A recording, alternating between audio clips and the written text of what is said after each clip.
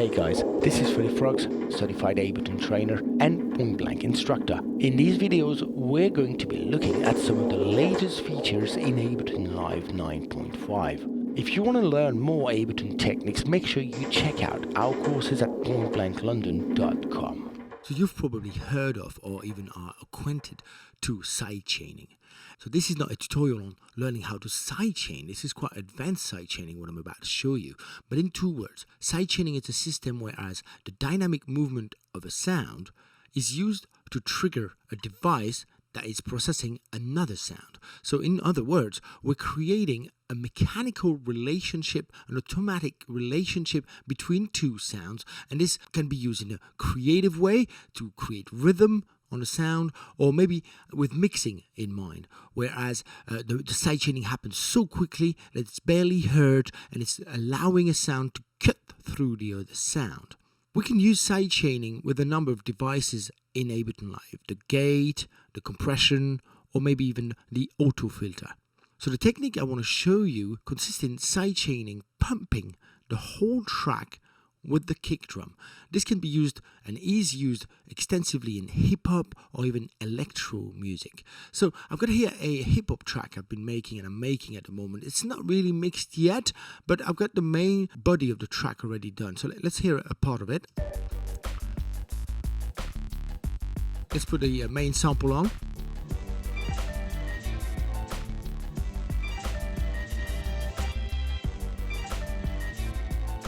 And I feel this could really well work if I were pumping the full track, the whole of the track, apart from the drums, with the kick drum. So to do this, I'm going to route all of these sounds, apart from the drums, I'm going to route all of the sounds through an extra channel, a main bus. So let's create that channel. It's just a normal classic audio track. There it is. I'm going to call it main bus. There it is. And I'm going to enable it and open the I/O section of Ableton Live. Now, I'm going to multi-select all the sounds, all the tracks I want to route through that track, and using the I/O section, I'm going to simply route the audio 2 over to that track. There it is. So now, let's enable this channel to receive these signals by setting the monitor switch on in. And there, if I switch off the drums now, see, everything passes through the bus. Now, we could also make the return channel pass through that bus, because we can hear a lot of reverb on that track. There you go. Everything passes through the bus now. Let's reset the bus at 0. There you go. So, now with the drums, nothing has changed. At the moment, it just sounds just like it did before. So the trick consists in loading that compressor onto that bus, like so. You'll find the sidechain input right here with that little triangle. This opens this little sidechain window on the compressor. Let's enable the sidechain first, and let's choose what sound we want to use to trigger that compressor. So let's go and use the kick drum.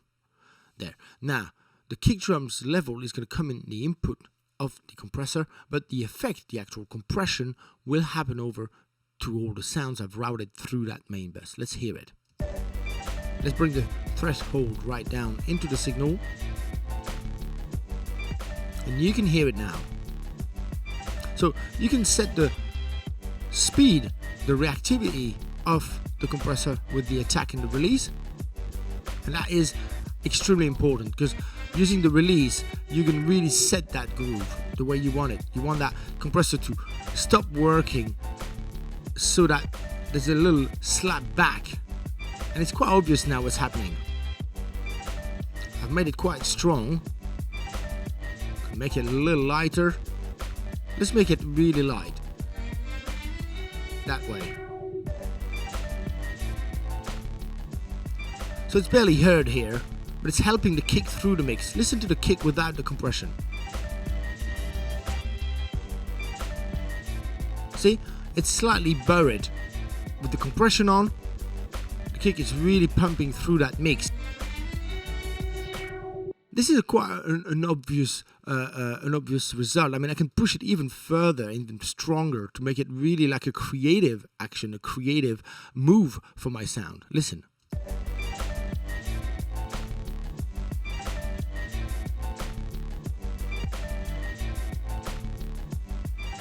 Now, I could also decide that maybe the reverbs and the return tracks, the delays, are not going through that main bus. And this would make the whole sidechaining a lot more transparent. Let's listen to that. I'm going to send these returns back to the master.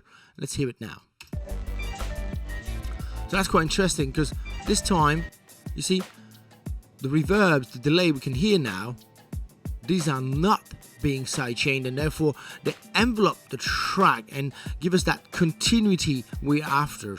So this could be another option. Hey, see, it's a lot more transparent now.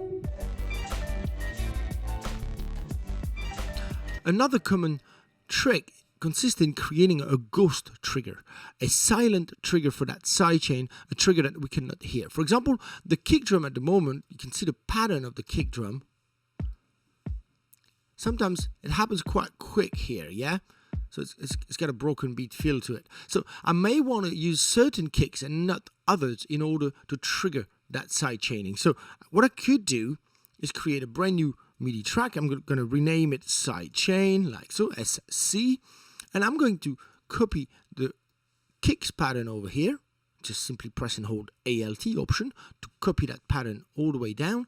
And I'm going to maybe go and grab that kick I'm using. So right click onto the sampler and show in browser.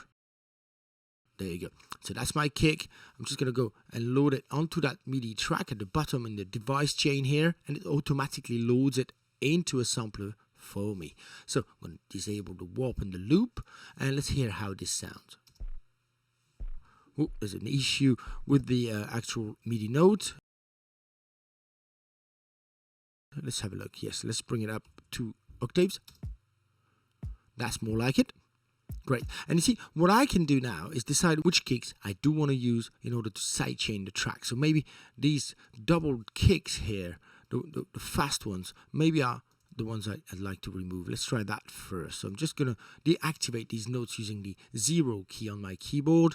And now the trick is I'm going to actually mute the channel. Look, I don't want to hear it. I'm going to set it back to 0 like so. And on the main bus, I'm going to ask the compressor to listen to that sidechain input like so. And now only a few kicks are going to trigger the compression. So you can see now, even though the real kick, the one we can hear, doubles up. See, this one does not. And this gives you a little bit more control, doesn't it? So I could say, right, maybe this guy, I don't want it to trigger it. Maybe I want the second one to trigger. This is highly creative. You have a lot more control to which sounds are sidechaining and which ones are not. So this sidechain does work on this part of the song. I'm going to play another part of the song where the sidechain might not be as efficient. Let's listen to this part of the song. No, that one. There you go. So I'm going to now enable the sidechain by simply extending the clip that has the actual sidechain. Actually, I'm going to copy it over that way. There you go.